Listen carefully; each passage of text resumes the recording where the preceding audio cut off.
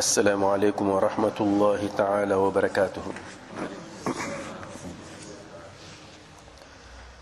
الحمد لله رب العالمين، والصلاة والسلام على رسول الله الأمين وعلى آله وأصحابه ومن دعا بدعوته واستنى بسنته إلى يوم الدين.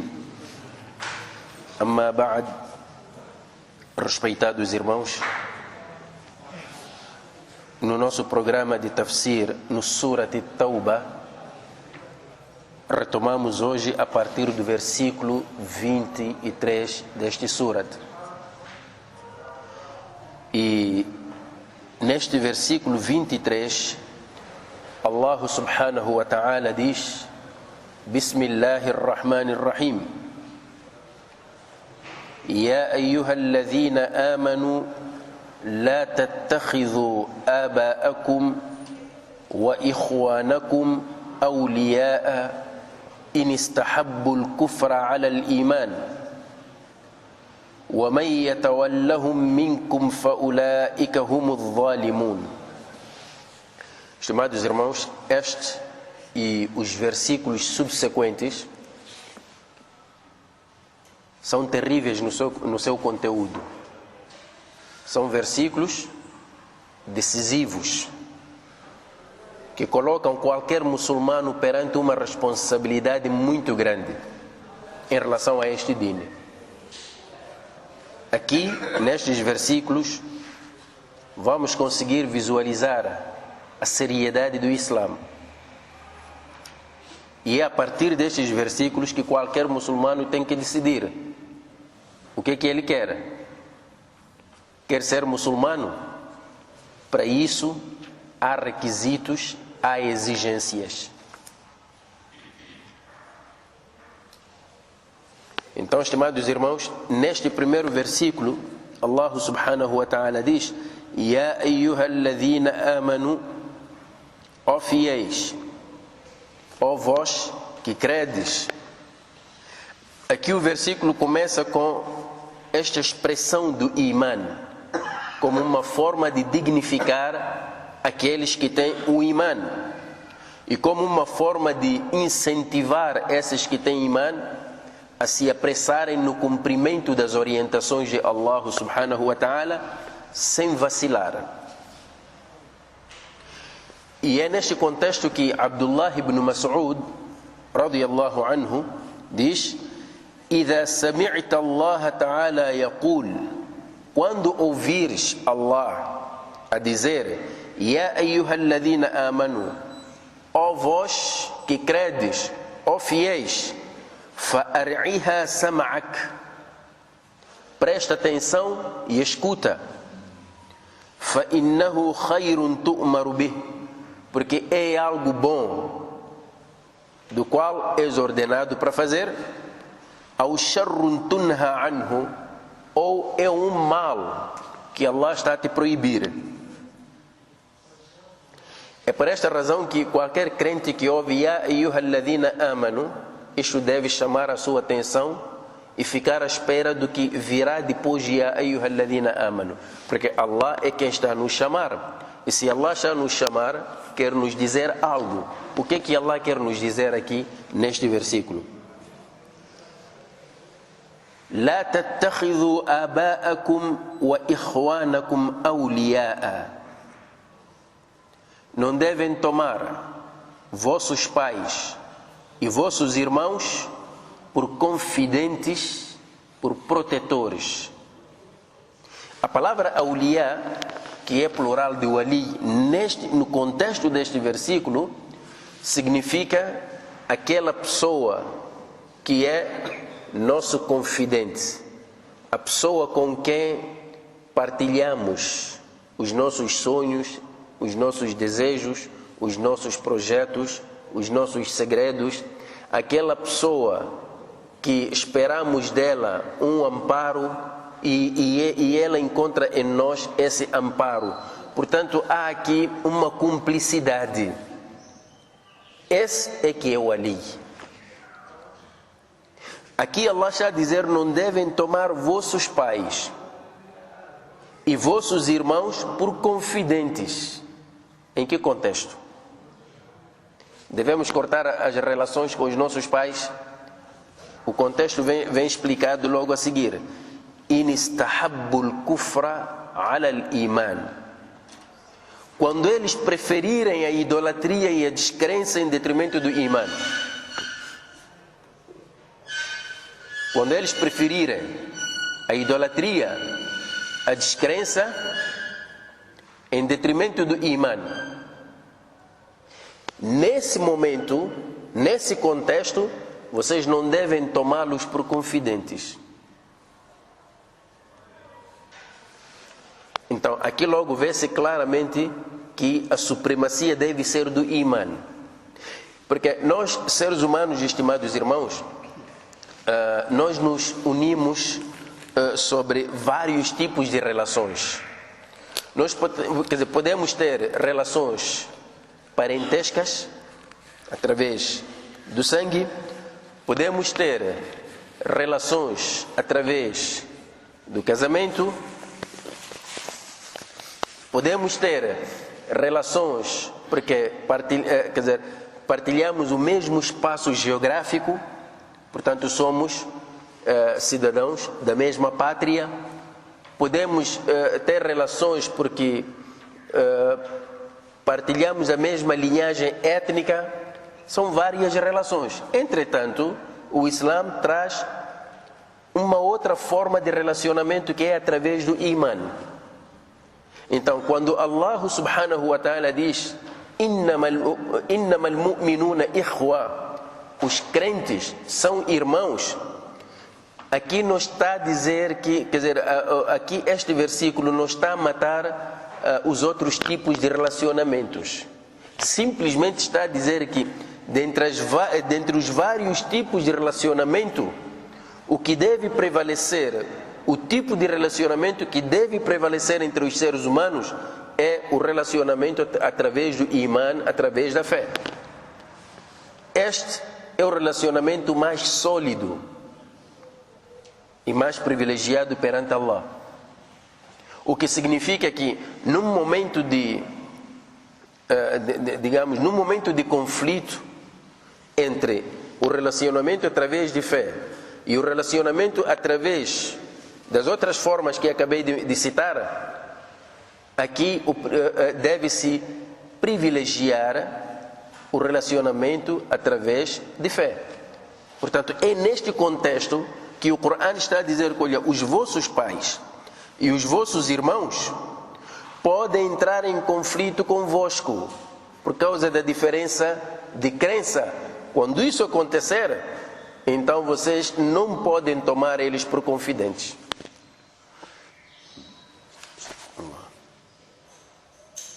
In istahabbul kufra ala al-iman. E depois, mais adiante, Allah assevera e diz: وَمَنْ يَتَوَلَّهُمْ مِنْكُمْ, aquele que dentre vós tomá-los por confidentes, no estado em que eles preferem a idolatria e a descrença, فَأُولَٰئِكَ هُمُ الظَّالِمُونَ, esses serão considerados injustos. E a palavra ظالمون aqui significa o quê? Significa shirk. Inna shirka la dhulmun azim, porque o shirk é a maior das injustiças. Isto é, aquele que tomá-los por confidente aceitando a condição deles como idólatras, então ele também é idólatras igual a eles. Isto em termos genéricos. Mas depois o versículo a seguir, o versículo 24, vai destrinçar. Às vezes nós acabamos deixando de lado a relação por causa do iman, porque há outras coisas, há outros fatores que nos amarram. E quais são estes fatores? Então Allah subhanahu wa ta'ala diz: Qul, diz, in kana aba'ukum, se os vossos pais, wa abna'ukum, vossos filhos, wa ikhwanukum, vossos irmãos, wa azwajukum, vossas esposas ou esposos, wa ashiratukum, vossos parentes. Ashira são os parentes da pessoa. Estão a ver, estimados irmãos, a maneira como estas pessoas foram, ou estes grupos foram aqui elencados. Se os vossos pais, vossos filhos, são as pessoas que nos amarram muito. Afinal de contas, nós aqui no mundo trabalhamos como escravos.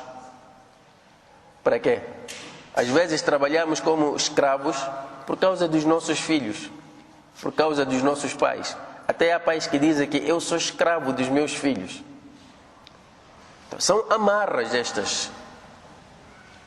Então, se estes aqui mencionados, vossos pais, vossos filhos, vossos irmãos, vossas esposas ou esposos, wa ashiratukum, vossos parentes, minha família, tradição da minha família, não posso deixar. Aqui falava-se de pessoas. Há outras coisas que nos amarram. Wa amwalu niqtaraftumuha, ou bens que adquiriram. Às vezes nós morremos por causa desses bens. Inimizamos com as pessoas por causa desses bens. Ou bens, riquezas que vocês adquiriram. وَتِجَارَةٌ تَخْشَوْنَ كَسَادَهَا, ou comércio que vocês temem perder e não ter lucros. Quer dizer, ter um comércio que não possa prosperar, não é? وَتِجَارَةٌ تَخْشَوْنَ كَسَادَهَا, vocês temem que não venha prosperar. وَمَسَاكِنُ تَرْضَوْنَهَا, masakin. Masakin aqui refere-se a tudo aquilo que acolhe o ser humano. Casas, residências, moradias. E moradias, tardaunaha, que vos satisfazem. Esta guerra de mansões, condomínios, por aí em diante. Aqui Allah está a dizer que se tudo isto ahabba ilaykum min Allahi wa rasulihi, se tudo isto tiver mais amor para vós, quer dizer, isto é, se vocês tiverem mais amor por estas coisas do que o amor que sentem por Allah, pelo seu mensageiro, o jihadin fi sabilihi, e o combate pela sua causa, se for a situação, se for essa, fatarabbasu, esperem, hatta ya'ti Allahu bi amrih, até que se cumpra o desígnio de Allah. Qual é o desígnio de Allah? É que nessa altura vocês serão considerados desviados do caminho de Allah. Wallahu la yahdi al-qawma al-fasiqin, e Allah não orienta nem guia os desviados. Estimados irmãos, sobre este versículo eu vou trazer aqui duas formas de interpretação. Depois vamos comparar, e há um ponto que eu quero atingir com essas duas formas de interpretação. A primeira interpretação é que este versículo é claro, que estas coisas mencionadas não são compatíveis com a crença em Allah e no seu mensageiro. São duas coisas em que você tem que escolher uma delas. Não há segunda possibilidade ou hipótese. Ou você está com Allah e o seu mensageiro e este deen, combate por este deen, imediatamente tens que te apartar destas coisas. Abandona, siga Allah. Ou estás com estas coisas, preferes estas coisas, saiba que você já perdeu Allah, já perdeu o mensageiro de Allah. Esta é uma interpretação. Não há outra possibilidade. A segunda interpretação aqui, estimados irmãos, é que estas coisas são legais. Não há nenhuma incompatibilidade entre gostar destas coisas e gostar de Allah. A única coisa é que Allah e o seu mensageiro devem estar acima do nosso amor sobre estas coisas. Isto é, nós podemos gostar dos nossos pais, podemos gostar dos nossos filhos, podemos gostar dos nossos parentes, nossas esposas, nossos bens. Quem que não gosta de ter uma casa bonita? Quem que não gosta de ter um negócio que prospera? Todos nós gostamos. É haram ter essas coisas. É haram gostar dos seus filhos, gostar dos seus pais, gostar até da tua etnia. É haram? Não é. Mas o nosso amor para com Allah e o seu mensageiro está acima de tudo isto. Isto é, no momento em que nós tivermos que sacrificar estas coisas em prol de Allah e do seu mensageiro, estamos prontos para fazer. Esta é outra interpretação. Qual das duas interpretações é a mais adequada neste versículo? Depois vou explicar porque é que estou a levantar estas duas interpretações. Imensas desculpas. O que me faz levantar estas duas interpretações, estimados irmãos, é que nos dias de hoje nós temos um fenômeno que já está a atingir o nosso país. É o fenômeno do discurso religioso violento. E o melhor exemplo desse discurso é o grupo radical que atua na província de Cabo Delgado. Privilegia a primeira interpretação. Ou você está com Allah, abandona isto, ou você está com isto, então você não tem Allah. Por essa razão, eles consideram qualquer muçulmano que não esteja no grupo deles, consideram kafir. Quer dizer, se vos apanham aqui hoje, a primeira coisa que vão fazer, vão vos obrigar a pronunciar o kalima, dizer Ashhadu an la ilaha illallah wa anna Muhammadan Rasulullah, para abraçar o Islã. É por isso que a primeira coisa que eles fazem quando aderem ao grupo, desligam-se das famílias. Dizem que as famílias são kafirs. E aquilo que eles fazem é hijra. Eles emigram para Allah e seu mensageiro.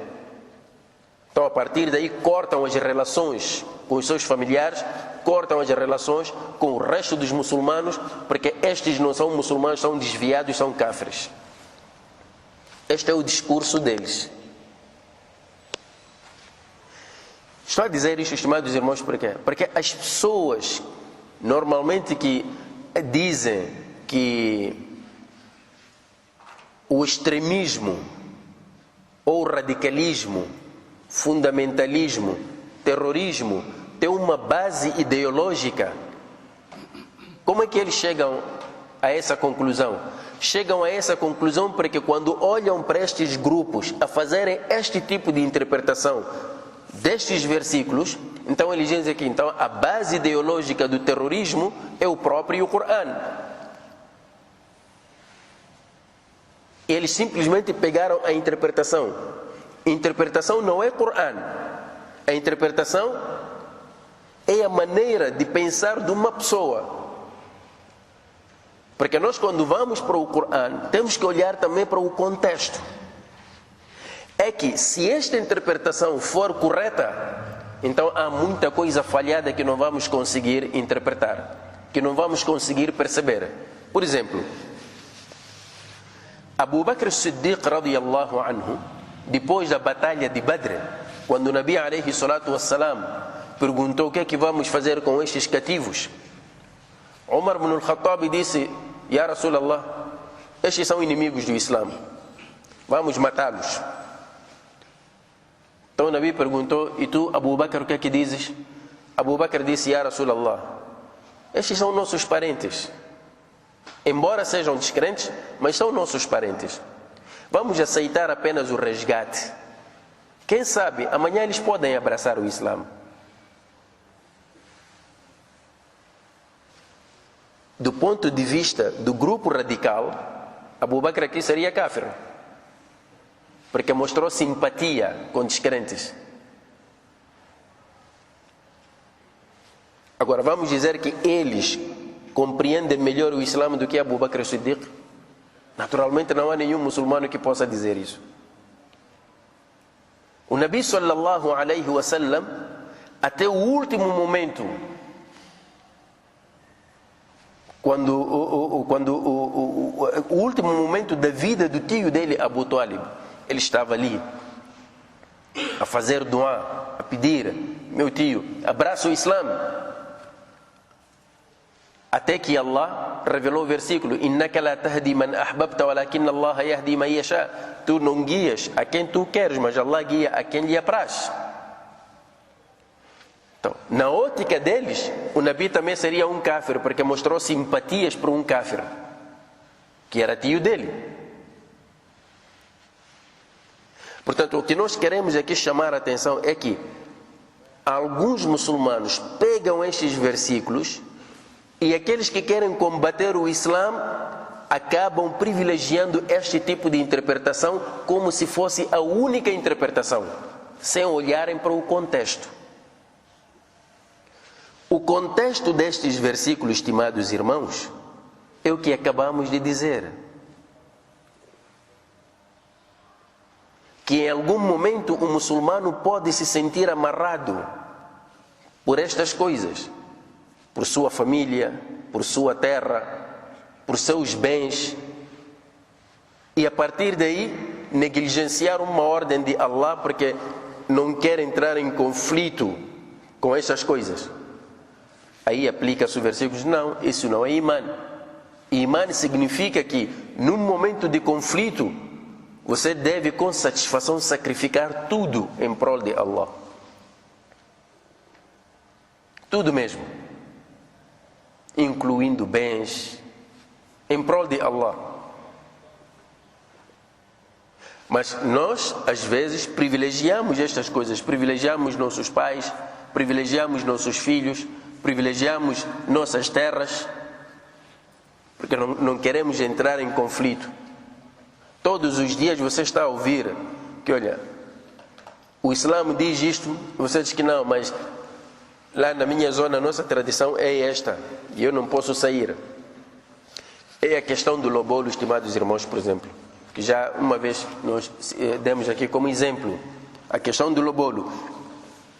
Às vezes encontra as famílias muçulmanas, mas porque tem esta tradição, como é tradição aqui no sul, tem esta tradição do lobolo, o homem não pode casar com a mulher sem lobolar. Você pergunta: mas vocês afinal não são muçulmanos? Sim, senhor, somos muçulmanos. E o que é isto? Diz que não. Nós somos africanos. Esta é a nossa tradição, é a nossa maneira de ser. Tem que cumprir. Então, aqui há problemas de imã aqui. Se o lobolo entra em contraste com o Islã, qualquer muçulmano imediatamente deve abandonar. Não há outra forma. Então é por isso que eu preferi trazer isto, porque muitos dos não muçulmanos aproveitam-se dessas interpretações erradas para propagarem de que afinal o Islã incentiva para a violência com base nestes versículos. Mas quando nós olhamos para a biografia do Nabi alayhi salatu wassalam, ele não era assim. Ele convivia com as pessoas. O próprio Nabi alayhi salatu wassalam, quando saía de Meca, olhou para Meca, chorou e disse: Wallahi, innaki la ahabbu biladillahi ilayya. Disse para Meca: juro por Allah, tu és a terra mais querida para mim. Dentre as terras de Allah, tu és a terra mais querida para mim. Walaula anna ahlaki akhrajuni ma kharajtu. Se o teu povo não me tivesse tirado, eu jamais sairia de ti. O Nabi sentiu saudades da sua terra. Então, vamos dizer que sentir saudades da terra é haram? Não é. Esta coisa de gostar dos pais é uma coisa natural. Então, o próprio Corão já nos traz um outro exemplo. Diz-nos no Surat Luqman: وَوَصَّيْنَا الْإِنسَانَ بِوَالِدَيْهِ إِحْسَانًا. Nós recomendamos o homem para tratar com benevolência os seus pais. حَمَلَتْهُ أُمُّهُ وَهْنًا عَلَى وَهْنٍ. A sua mãe o carregou de fraqueza para fraqueza, até que completou a fase da gravidez e colocou uma criança aqui no mundo. Mas mais adiante o Corão diz assim: "Wa in jahadaka", se eles te obrigarem, "ala an tushrika bima laysa laka bihi ilm", para que tu associes a mim algo sobre o qual não te investi de autoridade, quer dizer, se eles te obrigarem a fazer shirk, a desobedecer-me, fala tuti'huma, não deves obedecê-los. O que é que tens de fazer? Wa sahibuhuma fi dunya ma'rufa, mas conviva com eles com benevolência. Allah não disse aqui que, olha, como os seus pais não são muçulmanos, são cáfires, humilha-os, trata-os mal, mate-os. Isto é diferente. Se Allah está a dizer que tratar bem os pais, mesmo que sejam descrentes, quanto mais pais que dizem La ilaha illallah Muhammadur Rasulullah. Então vem este grupo e propaga de que a partir do momento em que nós aderimos ao grupo, já temos uma nova família, os nossos familiares são cáfires. Por isso mesmo dizemos que, olha, não basta só sair fazer jihad, é preciso compreender. Portanto, a interpretação correta aqui neste versículo seria: estas coisas são legais. Você pode conviver com estas pessoas. Você pode gostar dos seus bens, dos seus filhos, mas o seu amor por Allah deve estar acima de tudo isso. Deve estar acima de tudo isso.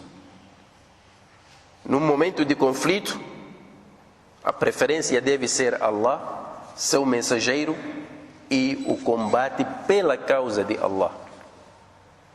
Porque se assim não procederem, fatarabbasu, esperem, hatta ya'ti Allahu bi amri, até que se cumpra o desígnio de Allah. Sabe o que é que vai acontecer? Quando você deixa de adorar Allah porque queres ficar com teus pais, teus filhos, Allah retira-te, você perde essas pessoas. Depois, no cabri vais sozinho e depois não está em ninguém. Então não deixa absolutamente nada interferir no teu amor para com Allah e o seu mensageiro.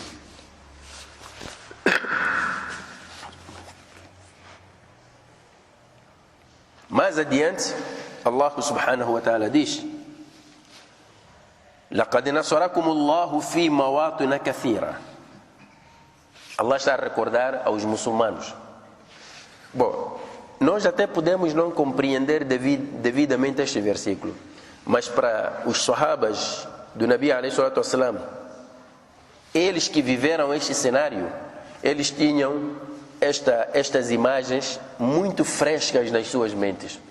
Allah está a dizer: لَقَدْ نَصَرَكُمُ اللَّهُ. Na verdade, Allah já vos concedeu a sua vitória, fi mawatina kathira, em vários momentos. Vocês entraram em várias batalhas e saíram vitoriosos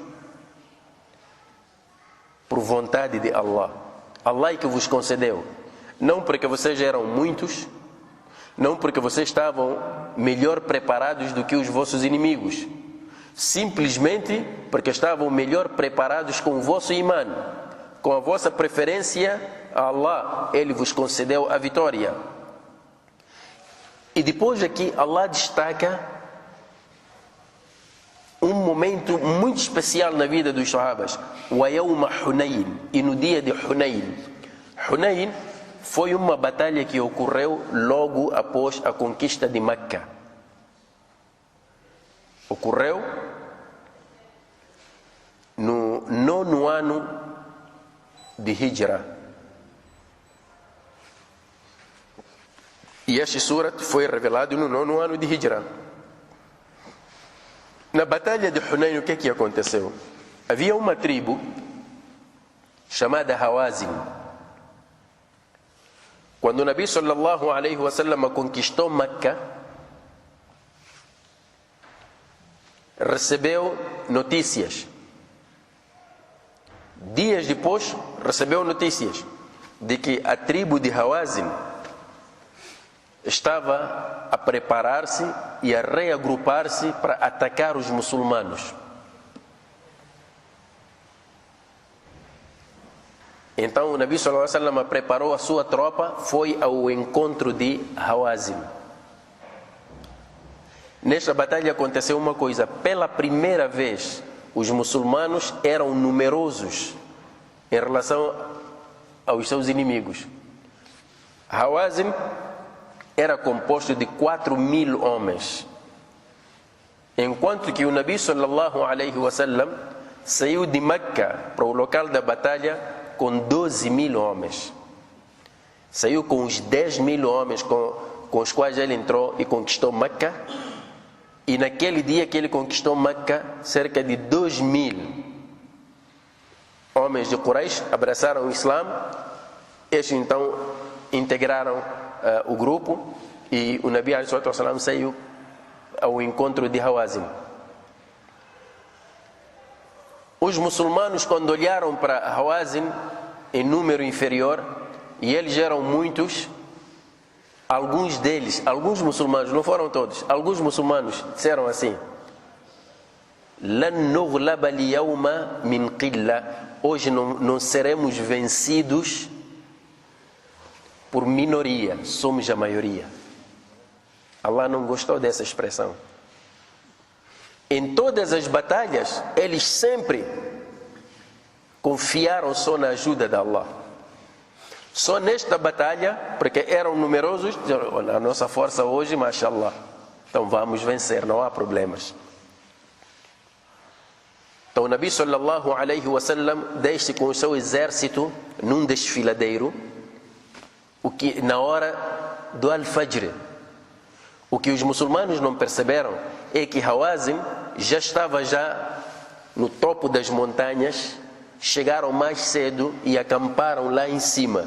E os muçulmanos estavam a passar sobre uma passagem estreita. Naquela hora não conseguiam ver quem está lá em cima. Foram surpreendidos com flechas.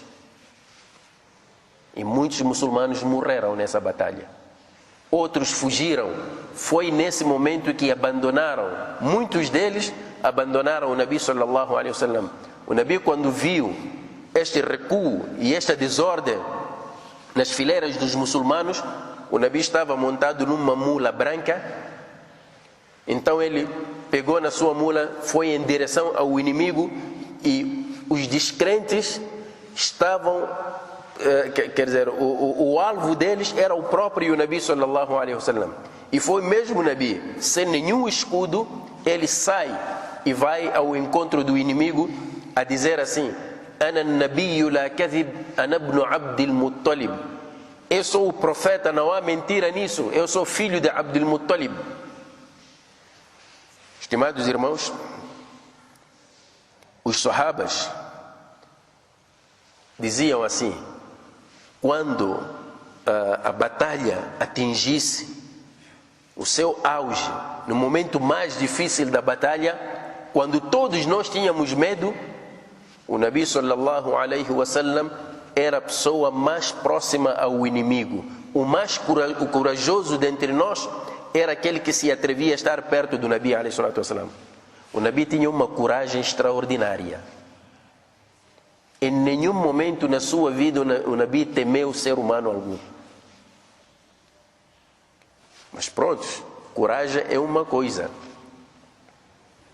e falta de atitude é outra coisa. O Nabi era corajoso, mas a sua coragem não lhe deixava agir de forma precipitada. Ele sabia avaliar as situações, sabia quando recuar e quando avançar. Agora nós pensamos que ter coragem é só sair, avançar, só sem nenhum cuidado. Isso não é coragem. Os árabes chamam isso de tahawur. E tahawur seria mais, não encontro aqui outra expressão, a não ser uma expressão que eu não gosto muito de usar. A tahawur, neste caso, este tipo de coragem, entre aspas, onde você não avalia nada, só vai só porque és corajoso, isso chama-se estupidez, não é coragem. Então, estimados, é isso que os árabes chamam de tahawur. Agora, o Nabi alayhi salatu wassalam era corajoso, mas sabia quando avançar e quando recuar. Então, nessa batalha, o Nabi avançou. Um pequeno grupo voltou, por quê? Porque o Nabi chamou seu tio Al-Abbas, o pai de Abdullah ibn Abbas. Al-Abbas tinha uma voz que se fazia ouvir. Então o Nabi disse: olha, chama os meus companheiros. Então Al-Abbas começou a chamar: Ya al-Muhajirin, ou imigrantes, Ya al-Ansar, ou os socorredores, Ya Ashab al-Shajara, ou os companheiros da árvore, são aqueles que prestaram o juramento debaixo de uma árvore no 6º ano de Hijra, no tratado de Hudaybiyah. Então começaram a chamar estes grupos. Então foi quando eles ouviram a voz de Al-Abbas a chamar, então começaram já a recuar, todos voltaram e ficaram em redor do Nabi alayhi salatu wassalam. Aqueles 2.000 que haviam abraçado o Islã ontem, nenhum deles estava aqui, com exceção de um só. Foi Abu Sufyan, que pegou na mula do Nabi alayhi salatu wassalam, segurou. Então, quando se juntou este pequeno grupo daqueles crentes que estiveram sempre com o Nabi alayhi salatu wassalam, perceberam a causa da derrota, voltaram a confiar em Allah. Então Allah concedeu-lhes a vitória. Pouco número conseguiu a vitória, para eles mostrar que não é pelo vosso número que vocês vencem, mas é pela vossa sinceridade, firmeza, confiança em Allah que vocês vencem. E nós muitas vezes ficamos enganados. Temos a mania de dizer: olha, eu estou com a maioria vence. Não há maioria que vence, não há minoria que ganha. A questão aqui, estimados irmãos, é assim: aqui o Qur'an al-Karim dá-nos, digamos, uma outra visão da vitória. Vencer uma batalha não depende de fatores materiais. Não. Se você está a defender a verdade, você está do lado de Allah, então você está com a maioria. Então, foi neste dia, وَيَوْمَ حُنَيْنٍ, e no dia de Hunayn, إِذْ أَعْجَبَتْكُمْ كَثْرَتُكُمْ, quando a vossa maioria vos regozijou, vos confortou, فَلَمْ تُغْنِ عَنْكُمْ شَيْئًا, e mesmo assim essa maioria de nada vos serviu.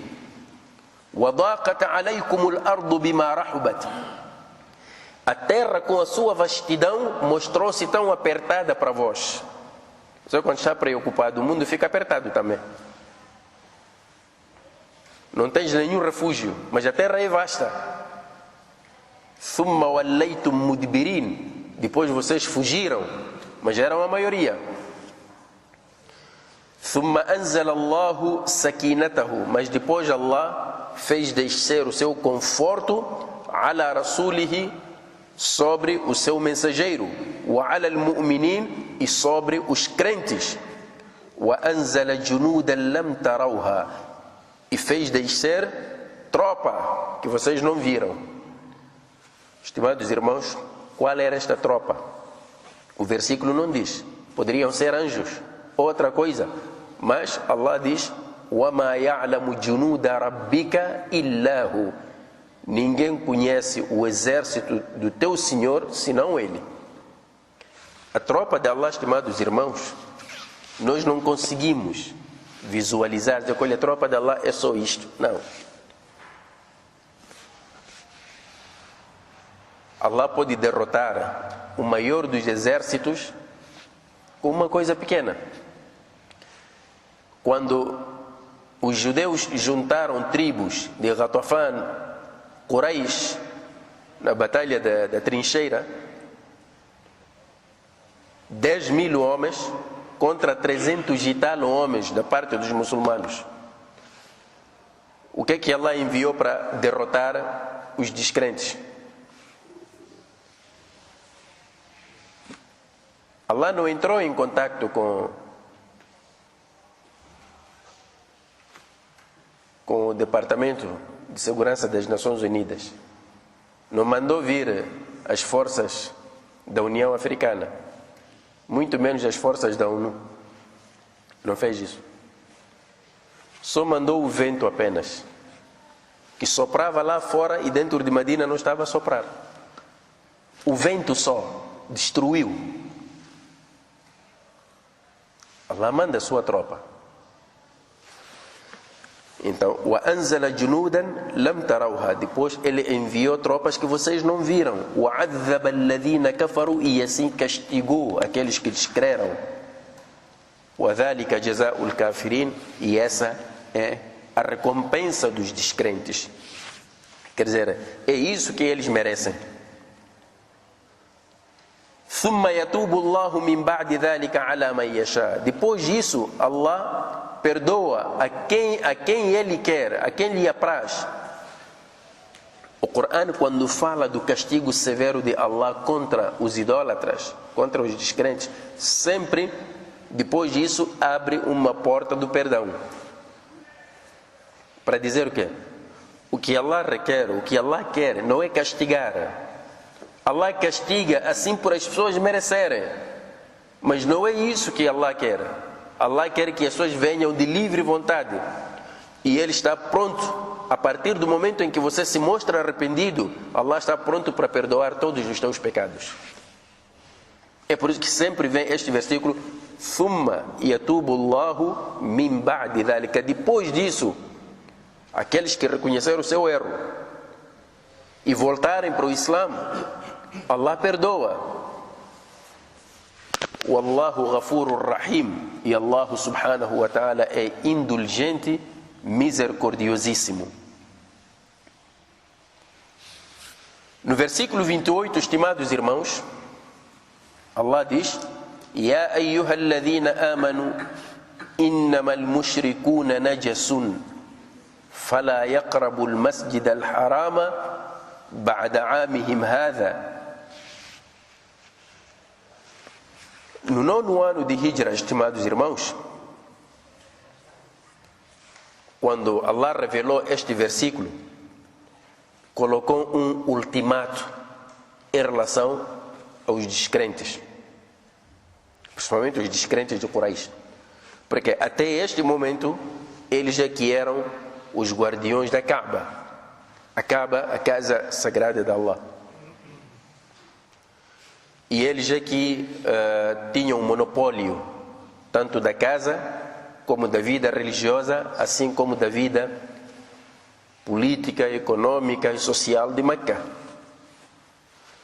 Com este versículo, Allah subhanahu wa ta'ala colocou um ultimato e disse: Ya ayyuhalladhina amanu, ó fiéis, innamal mushrikuna najasun. Na verdade, os descrentes são imundos, najas, impurezas. É terrível. Mais uma vez, vamos trazer aqui duas interpretações. Alguns álimos interpretaram este versículo de forma literal. Disseram assim que os descrentes são impuros, najis, são imundos. Sabe qual é o resultado dessa interpretação, estimados irmãos? Disseram assim: se você apertar a mão a um kafir, tens que fazer o wudu. Que tal? O que é que seria de nós? Seria terrível. Estimados irmãos, deixa eu levantar esta coisa porque essas coisas todas encontramos nos livros quando vamos ler. Os álimos escreveram muito e juntaram tudo isso, você encontra lá. Entretanto, temos irmãos que às vezes a única coisa, o único argumento que eles apresentam, não, explica uma coisa, você com a pergunta, mas isso é verdade? Que não, sim, está escrito, vi no livro. Não basta que esteja no livro. A coisa pode estar no livro, mas é preciso certificar-se se é uma coisa correta ou errada. É que se fosse verdade esta interpretação, que todo kafir, ele como pessoa, é imundo, é najis, como é que o Nabi sallallahu alaihi wasallam permitiu a entrada de uma delegação cristã na sua mesquita? E quando chegou a hora da oração deles, permitiu-lhes fazer ali mesmo dentro da mesquita, em Medina. Como é que vamos explicar isso? Fica difícil conciliar essas coisas. É por isso que quando você lê uma coisa, é preciso olhar que existem antecedentes disso que estás a ler. É preciso olhar na sua generalidade, sob o risco de fazer uma interpretação que vai entrar em choque com outras coisas corretas.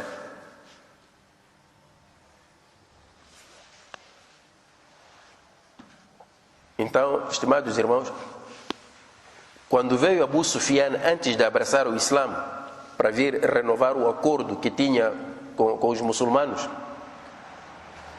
o Nabi alaihi salatu wassalam estava na mesquita com os seus companheiros. Abu Sufyan, quando chegou em Medina, foi diretamente à casa da filha, Habiba. Habiba era a esposa do Nabi alaihi salatu wassalam. Quando chegou lá, encontrou uma cama com um pequeno colchão. Então quis se sentar. Aliás, sentou-se. Habiba mandou o pai levantar e depois enrolou o colchão, tirou. Abu Sufyan pergunta: ó minha filha, enrolaste o colchão porque achas que não sou digno dele ou o colchão não é digno de mim? Habiba respondeu, disse que não, este colchão é aqui onde se deita o mensageiro de Allah e tu és um homem mushrik, descrente, najis, impuro. Se algumas pessoas quiserem levar esta passagem de forma literal, diríamos: a impureza quando está na roupa, o que é que você deve fazer? Não é lavar? Ou vais fazer salat assim mesmo com impureza no corpo ou na roupa? É que você não pode fazer salat com uma impureza na roupa, tens que lavar a roupa. Por que Habiba não lavou o colchão? Se o pai acabava de sentar ali sendo um kafir, não fez. Então, qual é a interpretação correta deste versículo? Innamal mushrikuna najasun. Não que eles não tomassem banho, não que eles cheirassem mal. Até podiam ser as pessoas mais limpas, mas por causa das ideias que pululavam nas suas cabeças, por causa das crenças erradas que enchiam seus corações, pensamentos errados acerca de Allah, crenças falsas sobre Allah, isso tornava-os impuros. Portanto, este versículo aqui não se refere à impureza material, refere-se à impureza espiritual. Quer dizer, você encontra uma pessoa estudada, é um grande doutor, tem um PhD, é uma pessoa culta, mas quando, quer dizer, não sai de casa para o serviço antes, quer dizer, estou a falar certos grupos na Índia, né, que adoram vacas, então, mas não sai de casa antes de tocar na urina da vaca, depois limpa-se para dar bênção. Você começa a pensar, mas afinal, esta pessoa culta, como é que não consegue ver isto? Como é que não consegue ver? Aqui mesmo também você encontra pessoas estudadas, cultas, mas vão consultar adivinhos. Como é possível? Então, aqui a impureza referida aqui, najis aqui, estimados irmãos, é uma impureza espiritual, não é uma impureza material. Estes descrentes, por serem descrentes, por carregarem crenças falsas, ideias erradas, são impuros nesse sentido, não no sentido de que se você dar mão tem que fazer o wudu, isso não é verdade. Então, sendo impuros, فَلَا يَقْرَبُوا الْمَسْجِدَ الْحَرَامَ بَعْدَ عَامِهِمْ هَذَا. Não devem aproximar-se a partir deste ano, no ano em que este versículo foi revelado, no 9º ano de Hijra. A partir de hoje, eles nunca mais podem aproximar-se do recinto do Haram al-Sharif. Meca foi proibido para os cáfiros. Já não podiam mais ser guardiões da casa de Allah, já não podiam, quer dizer, nem para fazer negócios, nem nada. Não podem mais entrar. Os muçulmanos que são crentes em Allah, eles é que são os guardiões dignos dessa casa. Aqui então, quando Allah proíbe, quer dizer, quando Allah exige que os muçulmanos deviam retirar dali de Meca, de serem guardiões do recinto do Haram al-Sharif, os descrentes, levantou-se um problema. E isto foi terrível para os muçulmanos.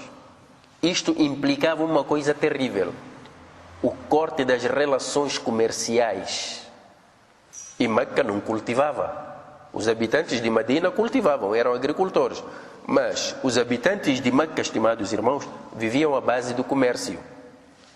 E eles tinham 2 viagens anuais, no verão e no inverno. Iam para a Pérsia e iam para a Abissínia. Quer dizer, iam para o Iêmen. Tinham estas 2 viagens. E o próprio Corão diz: لِإِلَافِ قُرَيْشٍ إِلَافِهِمْ رِحْلَةَ الشِّتَاءِ وَالصَّيْفِ. As viagens de verão e de inverno eram viagens comerciais, caravanas comerciais. E eles dependiam disso. E o momento que era considerado como o pico do comércio era o momento de Hajj. Então, era o momento em que as tribos árabes vinham para Meca, além de fazerem Hajj, aproveitavam então fazerem comércio. E aqui havia troca de produtos, por aí em diante. Era uma feira nacional. Acontecia uma vez por ano. Agora, com este versículo, significava que os muçulmanos deveriam cortar essas relações com os descrentes, e a partir daquele momento nenhum kafir entrava mais em Meca. Agora, como é que iam sobreviver sem comércio?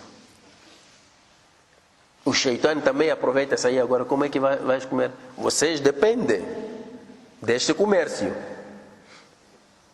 E o que traz mais comércio aqui é o Hajj. E vocês já foram ordenados para impedir os cáfiros. Allah já previa que o Shaitã iria brincar com os corações. Por isso, logo a seguir diz assim: وَإِنْ خِفْتُمْ عَيْلَةً. Se temerem pobreza, aila é pobreza, não ter nada. Se temerem pobreza, porque já o comércio ficou cancelado por causa do imã, se temerem isso, فَسَوْفَ يُغْنِيكُمُ اللَّهُ مِنْ فَضْلِهِ. Saibam que Allah subhanahu wa ta'ala vos enriquecerá da bondade dele. Não tenham medo, porque afinal de contas o rizq está nas mãos de Allah. Quem dá rizq é Allah. Então você vai temer o quê? Estimados irmãos, os muçulmanos no tempo do Nabi alayhi salatu wassalam, quando viram este versículo, sentiram conforto e disseram: agora já não nos preocupamos mais. Se Allah prometeu, então não precisamos mais dos cáfiros. Acabou, cortaram relações. O mesmo versículo, se você recita para os muçulmanos de hoje, vai ter imensas dificuldades de convencer. Experimenta lá mesmo em casa. Chega em casa e escolha. Chama a esposa, chama os filhos. Olha, este mês aqui não há salário.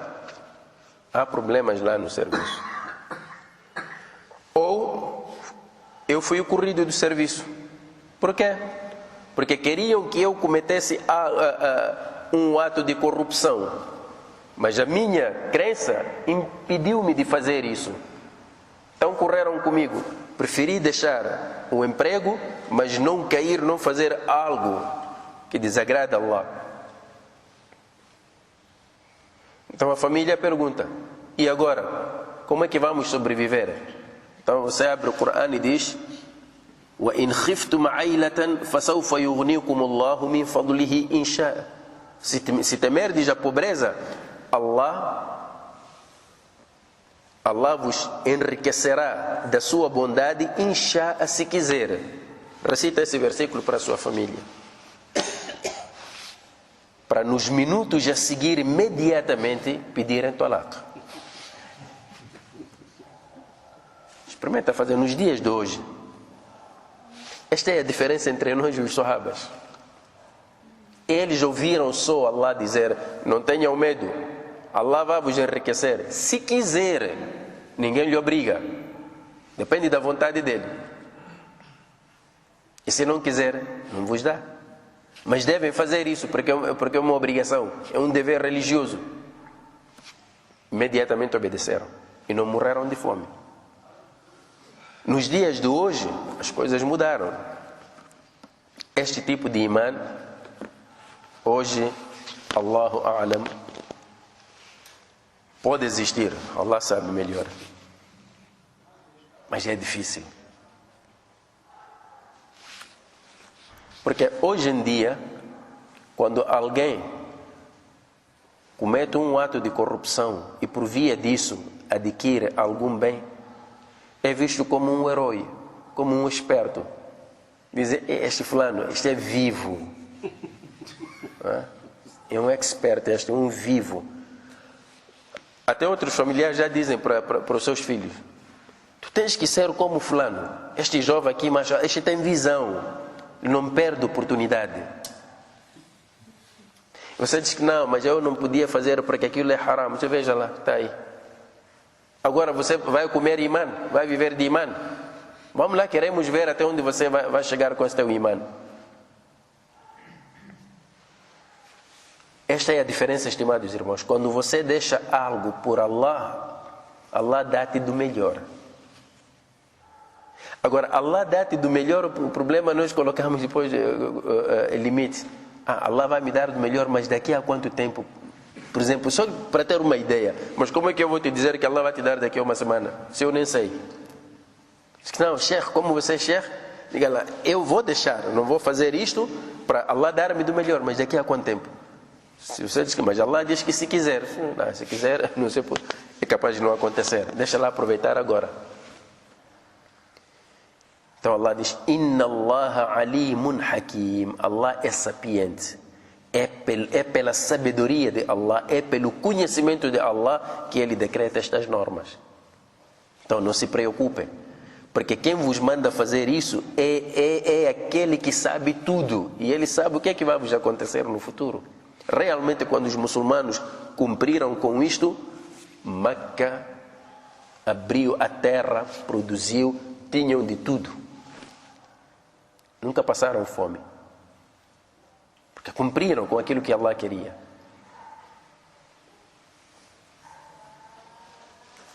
Alimun Hakim. Hakim, ele é prudente. Allah não vos mandou fazer isto, porque o momento antes, porque ainda o momento não era propício. Agora já é propício. Cortem as relações com esses descrentes. Não se preocupem com o que vão comer ou como é que vão sobreviver. Vocês estão nos cuidados de Allah. Quem está nos cuidados de Allah não tem nada a temer. E muitas vezes nós perdemos sono. Amanhã o que é que vou fazer? Você quando diz amanhã o que é que vou fazer? Porque tem certeza que vais acordar. E se não acordares? Porque pode amanhecer, você não existir. E você pode acordar e essa manhã ser Qiyamat. Então não te preocupes. Quando você não consegue fazer nada, entrega tudo nas mãos de Allah. Estimados irmãos, entregar tudo nas mãos de Allah não significa ficar de braços cruzados e não trabalhar. Este é um outro problema também, que é um outro erro que nós cometemos. Quando nós ouvimos alguém a nos explicar: olha, entrega tudo nas mãos de Allah, Allah é poderoso, aquele que confia em Allah, Allah dá. Ele pensa que é para ficar de braços cruzados.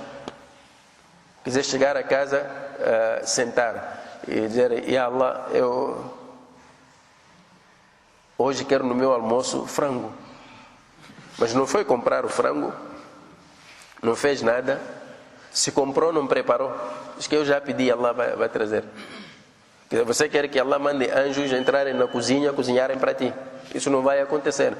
Então, uma coisa quer dizer, é você ter tawakkul, confiar em Allah. Outra coisa é seguir as formas que Allah estabeleceu para atingir esse objetivo. Mas quem faz acontecer as coisas é Allah.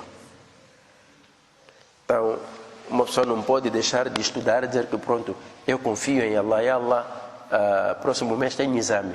Olha, não te esqueça, faça-me lembrar tudo. Se você não estudou, não vais te lembrar de nada. Então, estimados irmãos, nós vamos parar aqui neste versículo 28 para, inshallah ta'ala, na sexta-feira, retomarmos o nosso tafsir a partir do versículo 29. Mas até lá, se Allah nos agraciar com vida e saúde. Jazakumullahu khairan. Wassalamu alaikum wa rahmatullahi ta'ala wa barakatuhu.